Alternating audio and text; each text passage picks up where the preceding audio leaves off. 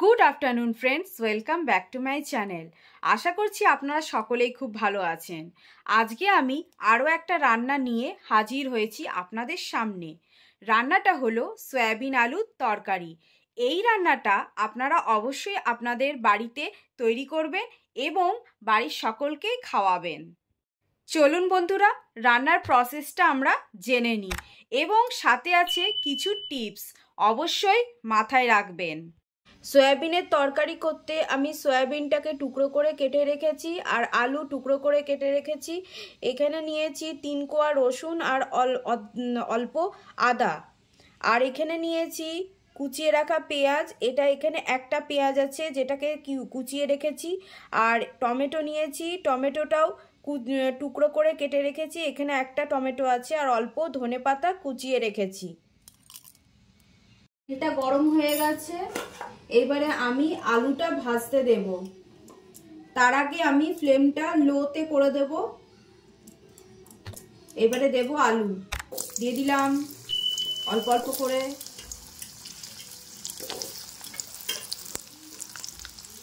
এবারে দেব আমি সামান্য হলুদ আর সামান্য নুন।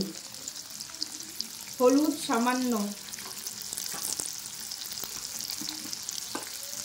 আর নুন সামান্য ভাজার জন্য। এবার একটু নাড়িয়ে চাড়িয়ে দেব। এভাবে নাড়াতে হবে যাতে হলুদটা আর নুনটা পুরোটাই ছড়িয়ে যায়। এইবারে ঢেকে আমি রেখে দেব। দিলাম, আর ফ্লেমটা একটু হাই করে দেবো। দিলাম। এর ফাঁকে একবার আমি আলুটা নাড়িয়েছিলাম। দেখো আলুটা মোটামুটি ভাজা হয়ে গেছে। এই যে খুন্তির আর পার হয়ে যাচ্ছে, মানে ভাজা হয়ে গেছে। আর বাকি যেটুকুনি আছে সেটুকুনি ঝোল ফুটতে ফুটতে ভাজা হয়ে যাবে। তো আমি এবারে তুলে নিই। একটু একটু করে তুলে নিতে হবে। ফ্লেমটা অবশ্যই হাই থেকে লোতে করে দিতে হবে, তারপরে নালে তেলটা পুড়ে যাবে, সঙ্গে আলুটাও বেশি অতিরিক্ত ভাজা হয়ে যাবে।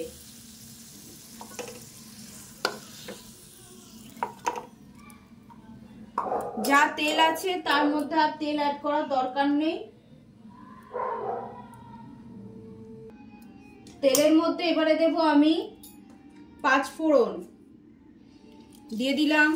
আর একটু দিয়ে দিলাম শুকনো লঙ্কা ভেঙে দিয়ে দিলাম। আর দেবো 2টো চেরা কাঁচা লঙ্কা দিয়ে দিলাম। একটু ফোড়নটাকে একটু নাড়িয়ে চাড়িয়ে দেব। বাবা কি ভাবছে ও বাবা। এবারে দেবো কুচিয়ে রাখা পেঁয়াজ দিয়ে দিলাম। বাবা রে বাবা, কি পটপাট করে ফাটছে।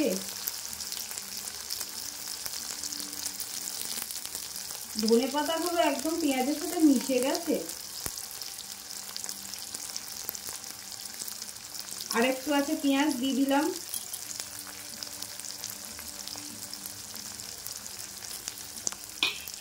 এবারে দেবো একটু নুন, একটুখানি, পেঁয়াজটা নরম করার জন্য, আর কিছুই না। ইচ্ছা করলে পেঁয়াজটা ঝিরিঝিরি করে আরো ঝিরিঝিরি করে কাটতে পারেন, কিংবা একবারে কুচিয়ে কাটতে পারেন। আমি লম্বা লম্বা করে কেটেছি। এবারে একটু ঢাকা দিয়ে রাখবো।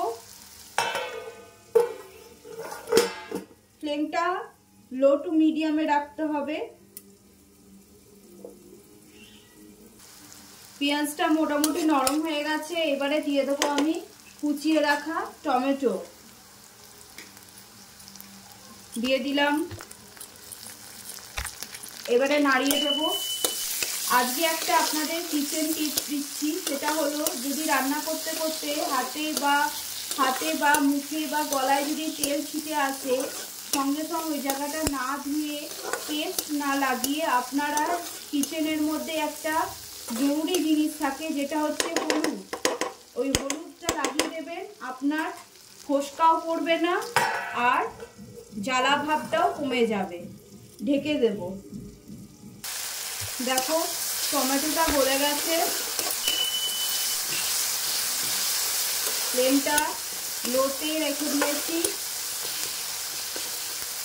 একটু নাড়িয়ে চাড়িয়ে নিতে হবে। এইবারে দিয়ে দেব বেটে রাখা মানে থেতো করে রাখা আদা রসুনের পেস্টটা দিয়ে দিলাম।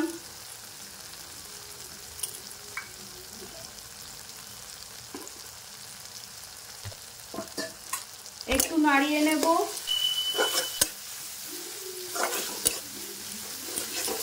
এইভাবে ভালো করে নাড়িয়ে নিতে হবে, যাতে আদা রসুনের যে কাঁচা গন্ধটা, সেই গন্ধটা যাতে না থাকে।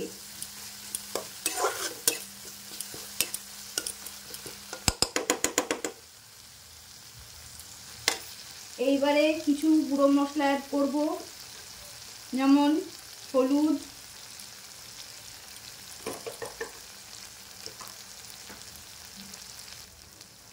আর দিয়ে দেব জিরে গুঁড়ো, দিয়ে দিলাম। একটু নাড়িয়ে নেব।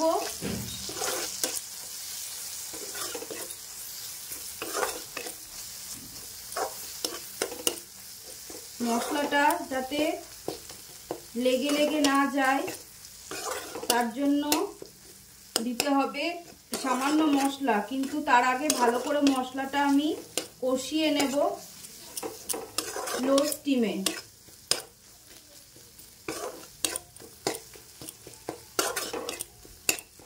এবার দেব হালকা জল, সামান্য জল দিয়ে দিলাম। এবার একটু কষাবো ভালো করে।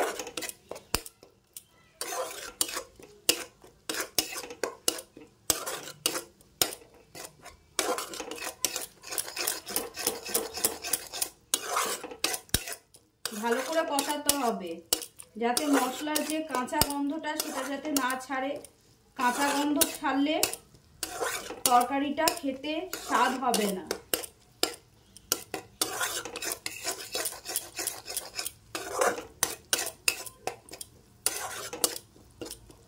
হয়ে গেছে। আমি আরেকটু সামান্য জল দেব, সামান্য। এইবারে একটু ঢাকা দিয়ে রেখে দেব লো ফ্লেমে। ঢেকে দিলাম। দেখো মশলা থেকে তেল ছেড়ে দিয়েছে, মানে মশলাটা কষানো হয়ে গেছে। এইবারে আরেকটা গুঁড়ো মশলা অ্যাড করব, সেটা হচ্ছে গরম মশলা। আমি গরম মশলাটা আগেই অ্যাড করে দিই, পরে দিই না, আগেই আমি দিয়ে দেব।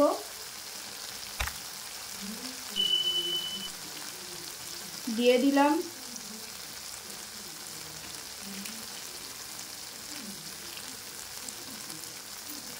এবারে নাড়িয়ে নেব।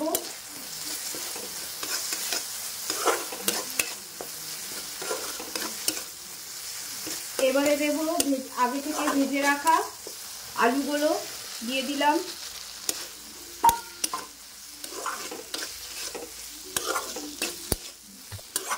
আর দেব জলে ভাপিয়ে রাখা সয়াবিনগুলো। আমি সয়াবিন ভাজি না, কাঁচা অবস্থায় দিয়ে দিই। আর দেব নুন। নুনটা আপনারা স্বাদ মতো দেবেন, যেহেতু আলুতে আগে থেকে নুন আছে, নুনটা অল্প একটু দিতে হবে। এই দিয়ে দিলাম। এবারে মিক্স করব।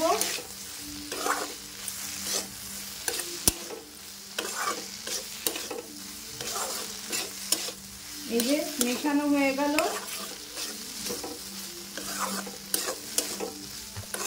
একটু কষিয়ে নিয়ে ঢাকা দিয়ে রাখবো, ঢেকে দেব। কিন্তু ফ্লেমটা কিন্তু লোতে রাখতে হবে, নাহলে মশলা পুড়ে যাবে। হয়ে গেছে, এই যে কষানো হয়ে গেছে ভালো করে।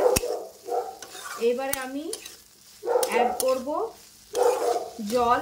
জল আপনারা ইচ্ছা করলে গরম জলও দিতে পারেন, আমি গরম জল দেব না, আমি ঠান্ডা জলই দেব। এটাও একটা টিপস। দিয়ে দিলাম জল।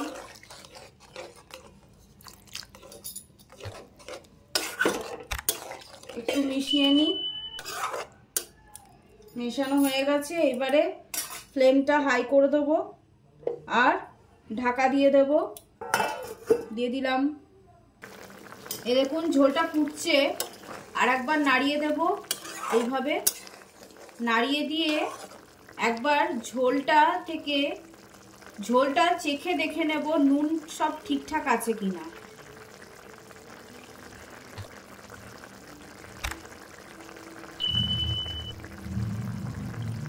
নুন একদম ঠিক আছে, এক্সট্রা করে আর আমাকে নুন দিতে হবে না, কারণ এর বেশি নুন দিলে নুনে পোড়া হয়ে যাবে, যেটা খেতে বাজে লাগবে। ফুটুক ঝোলটা, ঢেকে দিলাম। এইবারে আমি ধনেপাতা অ্যাড করব। এই যে দিয়ে দিলাম ধনেপাতা, একটু আছে দিয়ে দেবো। দিয়ে দিলাম ধনেপাতা। এবারে নাড়িয়ে চাড়িয়ে নেব। ব্যাস, এবারে একটু ঢাকা দিয়ে রাখবো, ধনেপাতার গন্ধটা যাতে ছড়িয়ে যায়। আজকের রান্নাটা কেমন লাগলো অবশ্যই কমেন্ট করে জানাবেন। যদি ভালো লেগে থাকে তাহলে লাইক, শেয়ার, সাবস্ক্রাইব ও পাশে থাকা বেল আইকনটা প্রেস করে দেবেন। আমার এই রান্নাটার বিষয়ে কোনো মন্তব্য থাকলে কমেন্ট করে জানাবেন। তাহলে বন্ধুরা, টাটা, বাই।